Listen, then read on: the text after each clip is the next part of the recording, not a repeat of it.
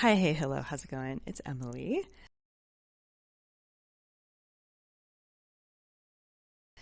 And today we're going to have a very belated look at the book releases over the past few months that I have been really excited about. Now, have I gotten to any of these books? Not really, no. But am I excited about them? Yes, yes, I am.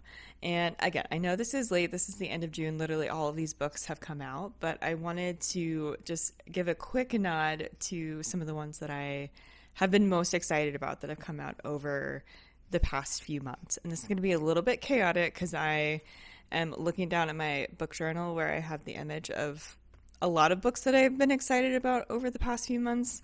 Now, I put in my journal, I put all of the ones that just in general I'm interested in.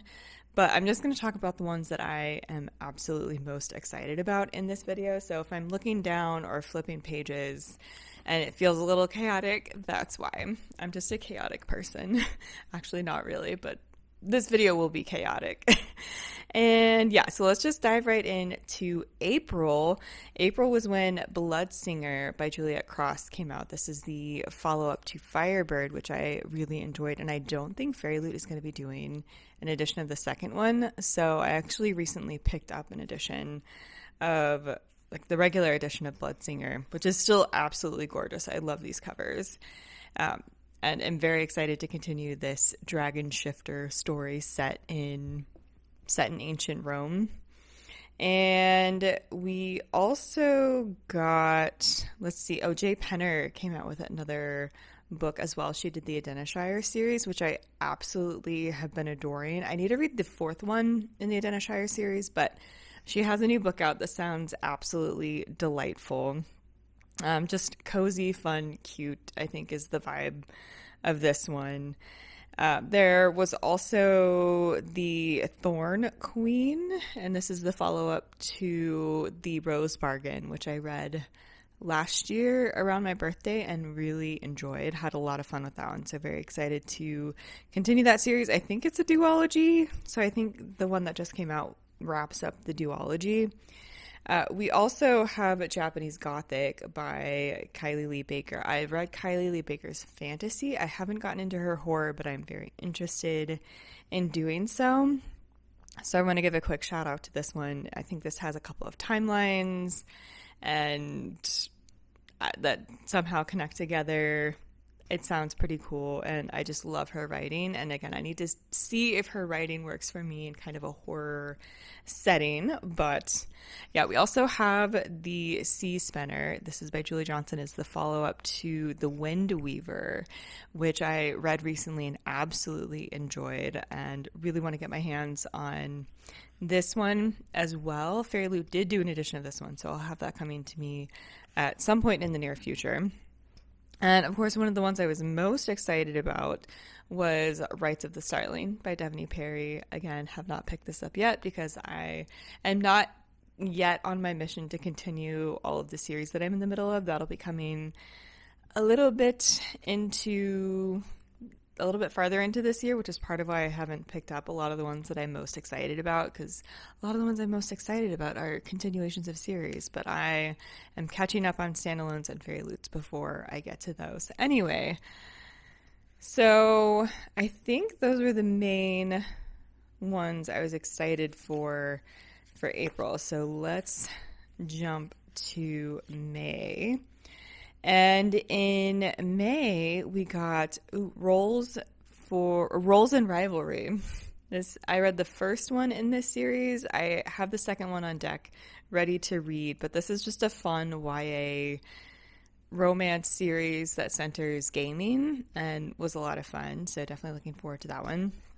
I actually have recently read Stormbreaker by Nisha Tooley. Had a fun time with that one. YA dystopian. I feel like the dystopian could have been amped up in this one, but it was still fun and definitely something I was looking forward to. The Shippers by Catherine Center. This one takes place on a ship, on a cruise, and will take me back to the cruise that we went on in November, and very excited to read that one. I love Catherine Center's romances. So add a cruise in there and I'm there. I'm excited. And let's see, we also have The Tapestry of Fate. This is by Shannon Chakraborty. This is the follow-up to The Adventures of Amina al-Sarafi. And it's just a fun pirate adventure story. And this is what I need for the summer. So I actually do plan to continue that series this summer and do that while it's still the right season for what I feel like, or the right season for what I want to read this book in, if that makes sense. So let's see, we also have Broken Dove by Danny Francis, which of course is the continuation to Silver Elite, which I had a lot of fun with and is definitely a high priority series to continue. Verity Guild by Mai Corland. I've read the first 2 books in her other series. I need to finish out that trilogy and get to this one as well. This one sounds so fun. I think it's a murder mystery in a fantasy world, which I always really love. There, of course, was also Furybound, which is the follow-up to Direbound, and I'm very anxious to continue that series. There was A Parade of Horribles by Matt Denneman. My boyfriend and I are currently on the audiobook for the 7th book, so we will make our way to this one relatively shortly. And then there was also, of course, The Ballad of Falling Dragons by Sarah A. Parker, the follow-up to When the Moon Hatched, which I need to reread before diving into this one, but very excited to do so. May was definitely a stacked month. The Last Contract of Isako by Fonda Lee also really stood out to me as one I want to read. I have not read the Greenbone Saga, but I'm very excited to do so. But this is a standalone that just sounds like a lot of fun. Someone is on their last contract, and of course things go absolutely haywire.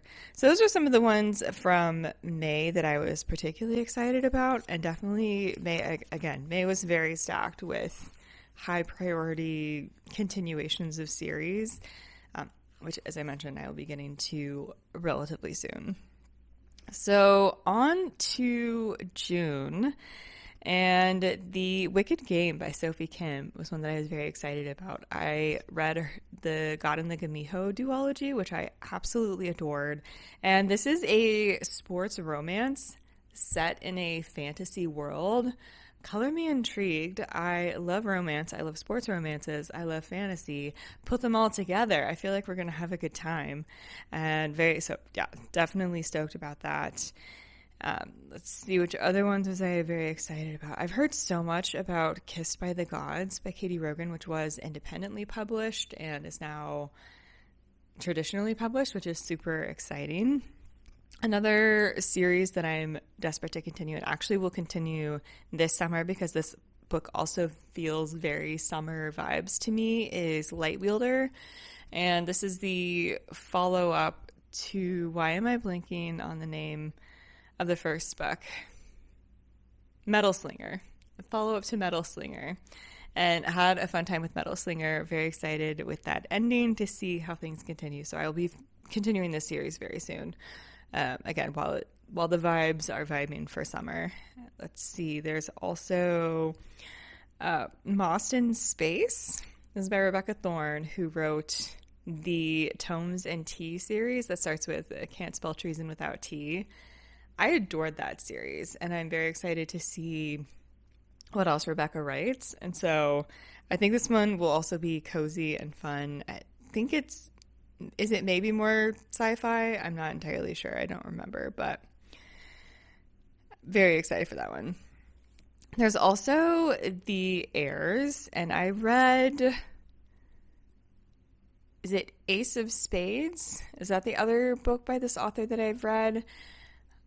I had a lot of fun with that one. This follows teenage heirs, and I always love inheritance stories. I don't know, I find them so fun. So this is going to be another inheritance story to add to the list of inheritance stories that I want to read. So that one I think will be a lot of fun. Let's see. I think, one I should also quickly mention is there's is it a short story collection in the Six of Crows world? Something in the Six of Crows world that's new content is coming out. So we'll obviously be reading that one as well. I adored the Six of Crows duology, as well as the initial trilogy. So I think with that, those are some of the releases that I have been most excited about that have come out in the past few months. Have you read any of these? Were you excited about any of these as well? What are some of the books that have come out recently that you've been most excited about that are the highest up on your list to read? I would absolutely love to know. But yeah, just wanted to have a quick little check-in chat, and the light was better over here rather than in front of my bookshelves upstairs. So we're just chilling down here where the light's a little bit better, chatting about some books that have come out recently that I have not read but I'm excited to read. Story of my life. But yeah, so many here that I either have or will be getting copies of that I'm super excited to continue. But again, a lot of those will be coming later this year, as I said, when I'm continuing some more series. So subscribe to stay tuned for me actually continuing all of these series that I'm really excited to continue. And yeah, as I said, be sure to subscribe for more bookish content. I will also put my Instagram down below, my Pango store, my Etsy store, and more information about how you can support the Black Lives Matter movement. And with that short and sweet video, I will see you in the next one. Bye.